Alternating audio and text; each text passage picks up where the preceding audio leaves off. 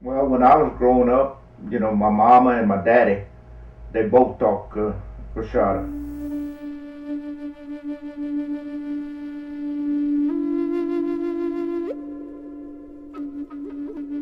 Very little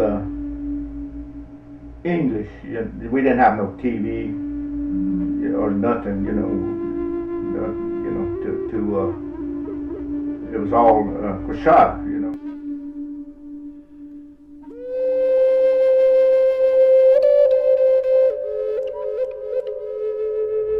My mom and daddy spoke English, but not good. Not very good.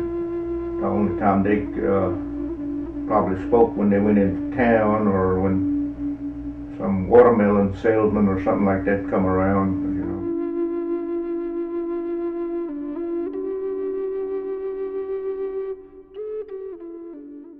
So we've been working on Koasati for a couple of years now, and we began by the community deciding how they wanted to spell the language. And from that, it seemed like a good idea to produce some materials that were written in the alphabet. So for the last 3.5 weeks, we've been working on creating a new dictionary, but it's also a multimedia dictionary because it has recordings of a speaker saying each word twice, and it also has images of the birds and plants and things.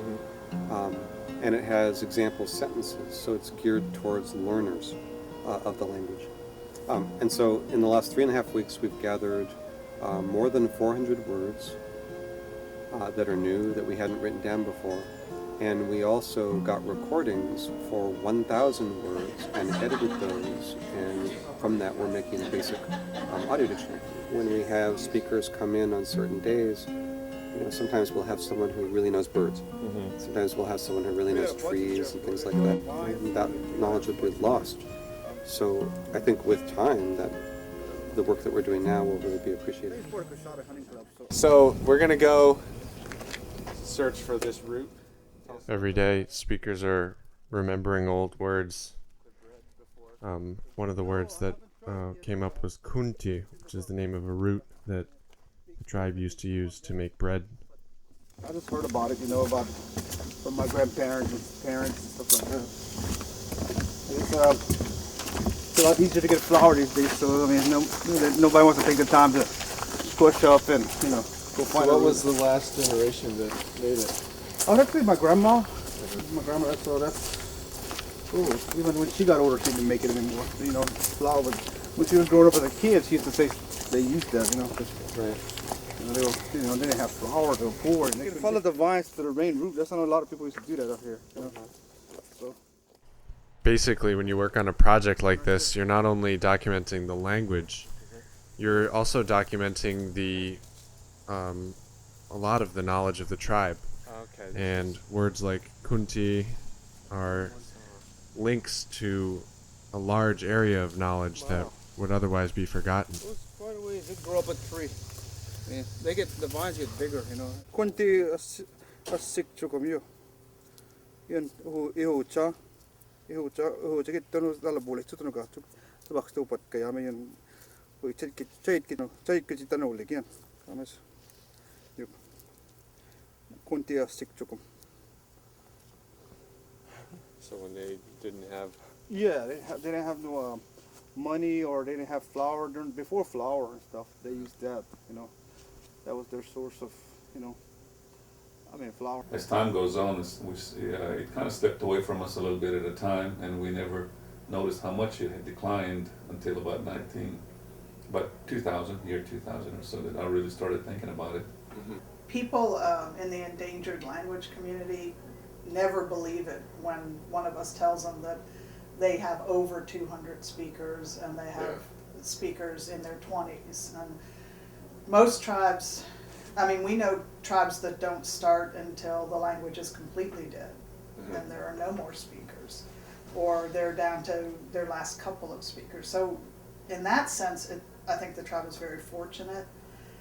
We always tell people that it is a gift from God, so we ought to take care of it and preserve it and hold on to it as long as we can. Everyone here is very positive and knowledgeable and patient, and willing to drive long distances, to volunteer their time, and willing to put up with outsiders who really can't hear the language.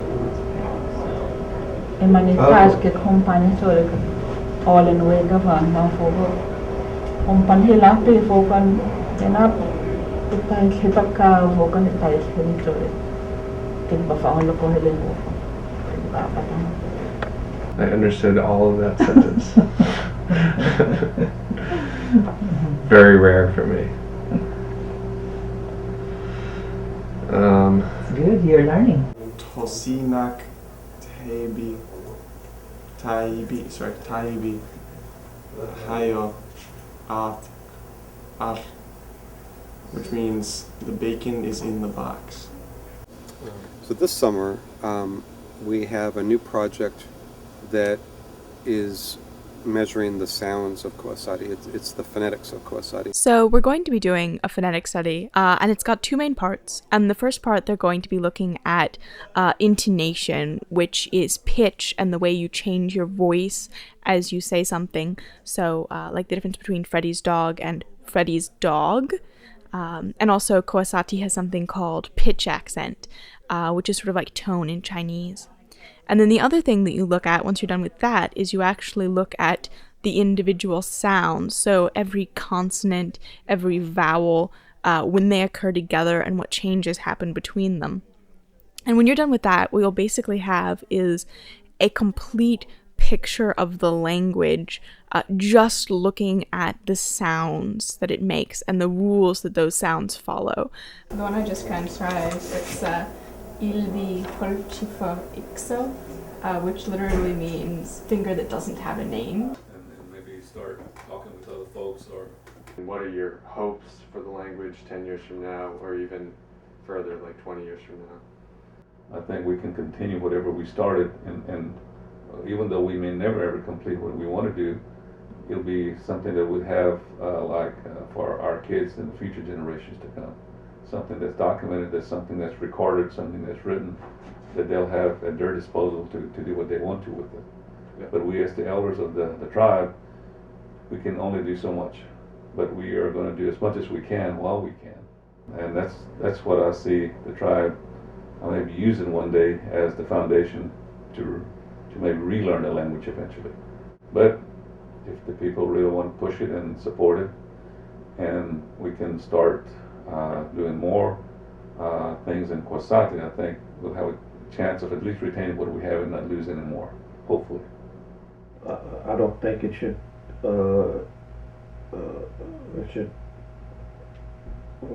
fade away because it's our language. I mean, we're born with it, we're raised with it. So I think it ought to go on and on and on.